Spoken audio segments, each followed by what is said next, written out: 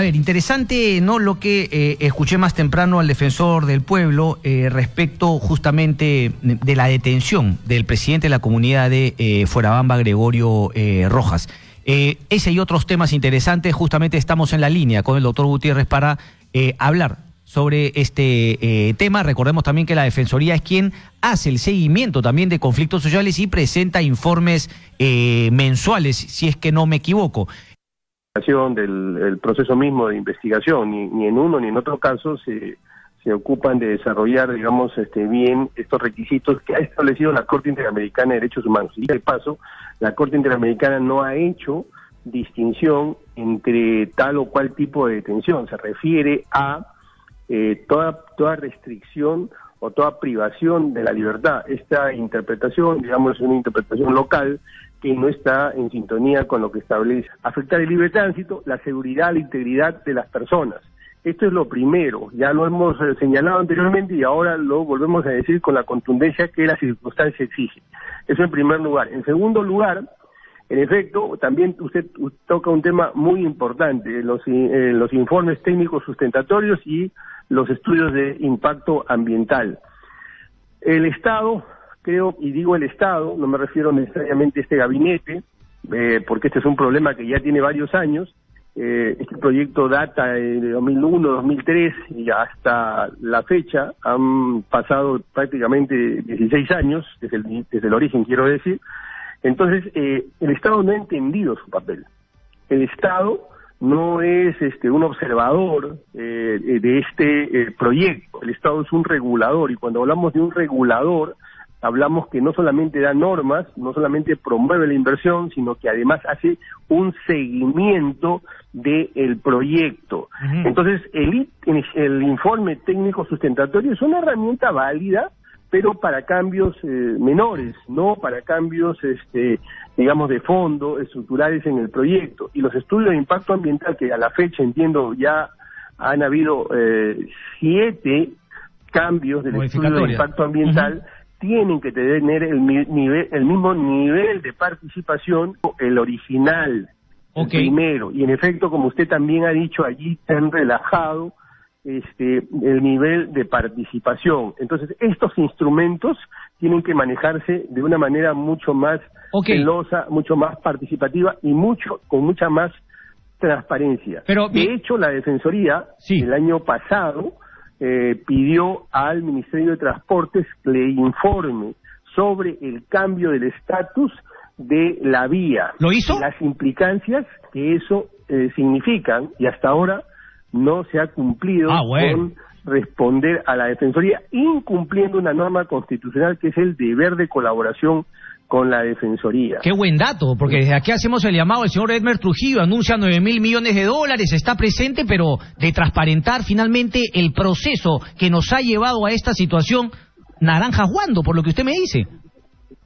Sí, nosotros tenemos un informe, se lo voy a hacer llegar, que lo publicamos el año 2016, donde todo esto que ahora parece ser nuevo, parece ser noticia, ya lo advertíamos. Correcto. La flexibilización, el relajamiento de estos instrumentos, el ITS, el estudio de impacto ambiental, el cambio del estatus jurídico de la vía. La Defensoría con anticipación se ha pronunciado, ha estado presente y está presente en todas las mesas de diálogo, y nosotros creemos, como le digo, que el Estado no ha entendido su papel, pero creo que hay una oportunidad. Esta crisis, esta situación debe generar una oportunidad para el cambio de mirada y una vocación de no solucionar con un parche, sino con una vocación más de futuro. Correcto, pero doctor, mi pregunta era concreta. Si es que usted también considera que han habido, así como usted dice que el bloqueo de la carretera es una vulneración a un derecho exigiendo otro, también habría habido una vulneración a varios derechos en la manera como aquí en Lima, de manera centralizada, oculta, poco transparente, se aprueban estudios de impacto ambiental con modificatorias sustanciales que las hacen pasar como si fuese moco de pavo. Esa era un poquito mi pregunta. O sea, yo quiero sumar que acá hay una suma de violentar derechos, porque los derechos no solamente se violentan de manera con el uso de la fuerza bruta, como puede ser un bloqueo de carretera, puede ser a través de una resolución que se violenta un derecho. A ver, ¿qué significa crear las condiciones para el diálogo, que es lo que plantea la Defensoría? significa reconocer eso que usted está diciendo y que nosotros lo hemos planteado. Exacto. Significa que el Estado reconozca que había una flexibilización o que una suerte de ausencia en su rol que es fundamental. Exactamente, porque además, déjeme decirle algo que no quisiera dejar de mencionar. Se dice que ya en la permuta se recogía una carga en ese predio. Correcto. Que es la servidumbre de paso. Sí. Sí. Usted es abogado y me va a entender perfectamente. Voy a tratar de decirlo para que sus oyentes también lo entiendan. Mire, cuando usted celebra un contrato, ese contrato tiene lo que se llama la base del contrato, o lo que los abogados denominamos base del negocio jurídico, base del acto jurídico, es decir, las premisas sobre las cuales se llegó a ese acuerdo contractual. Pero cuando las bases de ese acuerdo contractual cambian, tiene que cambiar también el contrato. ¿A qué me refiero concretamente? Cuando usted celebró el contrato de permuta, en ese momento, al tiempo de que celebraba ese contrato, la manera de transportar el mineral era el mineroducto, ¿verdad? Correcto. Entonces, usted como parte del contrato asumía que iba a ser a través del mineroducto. Sí, claro. Por lo tanto, usted en ningún momento pensó, o por lo menos calculó, ponderó, que iba a haber pues un tránsito tan intenso de centenares de camiones. Por lo tanto, su percepción, la base, las premisas sobre las cuales usted contrató, han cambiado y por consiguiente también habría bases para cambiar los términos puntuales del contrato. Esto en relación a aquellos que dicen, no, pero lo que sucede es que siempre estuvo ahí alojado pero servidumbre de paso. Pero la buena fe de la servidumbre de paso de, digamos, autos o camiones de poco tonelaje, que los que están transitando. Tal cual. ¿De verdad? Me queda claro, o sea, claro, la buena fe de la comunidad ahora parece que es argumento para justificar lo que a mí me parece la mala fe de la empresa, con complicidad del Estado, para cambiar finalmente una vía que efectivamente había una servidumbre, pero no era la manera como iban a sacar el mineral de Minera Las Bambas. Claro, pero yo no quiero hablar de mala fe. Eso, yo diría que ha habido un enfoque equivocado del Estado, un relajamiento de su rol regulador y también, digamos, una falta de compromiso de la empresa, porque mire, estamos hablando de una empresa que anualmente tiene un movimiento económico de 2.600 millones de dólares. Correcto. Eso lo dijo ayer el ministro de Economía. Sí. Es un punto del PBI. Sí. Y el proyecto va a durar entre 18 y 20 años. Usted lo multiplica, está hablando de cerca de 50.000 millones de dólares. Parece que este año con el precio del cobre ya recuperan su inversión. O sea, a partir de ahora todo es utilidad. Y si es que el precio del cobre fluctúa, no, las utilidades pueden ser. Enhorabuena, pero lo que no se entiende es cómo... Mi punto es este. Mi punto es que es un error decir que esta es relación entre privados. Es verdad que es una relación entre privados, pero que tiene un impacto público esto. Tiene que ver con la seguridad, con el libre tránsito, incluso con la economía del país. Y por eso el Estado no puede renunciar a su rol regulador. Repito, reitero, subrayo esta afirmación. Correcto.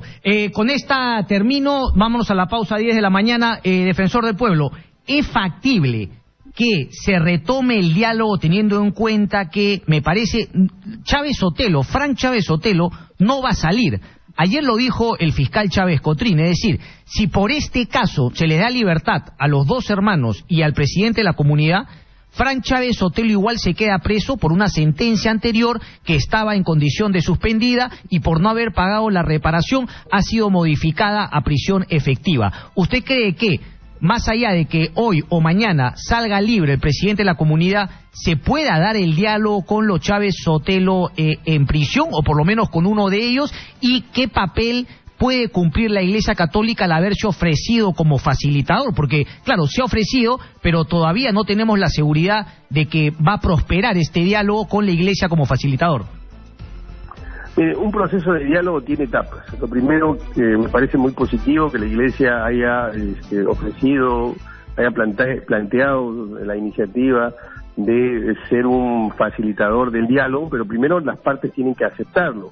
Segundo, y la Defensoría también podría concurrir. La Defensoría tiene mucha experiencia, no en esta gestión, sino de toda la vida, en la que más información ha generado y más institucionalidad tiene en lo que es en materia de conflictos. Entonces la Defensoría también podría participar, pero decía que tiene que aceptarlo las partes, tiene que haber algunas reuniones previas con cada una de las partes para ver cómo miran el problema, para ver hasta dónde están dispuestos a ceder y luego empezar el proceso de diálogo. Usted me pregunta si es posible, yo diría que es urgente, es necesario hacerlo. En relación a si los Chávez participan o no participan, yo pienso que esos son temas absolutamente adjetivos. Okay. El tema, lo importante aquí es que la comunidad tenga un interlocutor válido, sea que elijan a otros dirigentes, o sea que el dirigente Gregorio